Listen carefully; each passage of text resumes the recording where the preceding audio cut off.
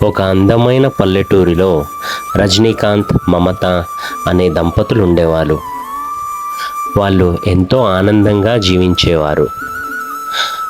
రజనీకాంత్కి పరమశివుని మీద అపారమైన భక్తి శ్రద్ధలు ఉండేవి.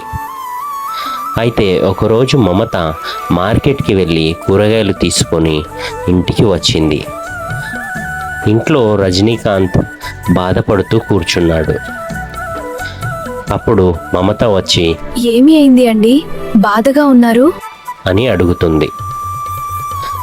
ఎన్నో రోజులుగా తపస్సు చేస్తున్నాను, అయినా కూడా ఆ పరమశివుడు నాకు దర్శనం ఇవ్వడం లేదు. నాకేం చేయాలో తెలియడం లేదు. చింతించకండి, మనం కలిసే ఉన్నాం, మనం దీన్ని ఎదుర్కొంటాం. వీళ్ళ భక్తి శ్రద్ధలు చూసి ఆ పరమశివుడు కైలాసంలో నుంచి పార్వతీ పరమేశ్వరులు వీళ్ళ భక్తి శ్రద్ధలు చూసి మరుసటి రోజు నందివాహనం మీద శివుడు ప్రత్యక్షమవుతాడు. అది చూసిన మమతా, రజనీకాంత్ ఇద్దరూ చాలా సంతోషించి దండం పెట్టుకుంటారు, ఎంతో ఆనందిస్తారు.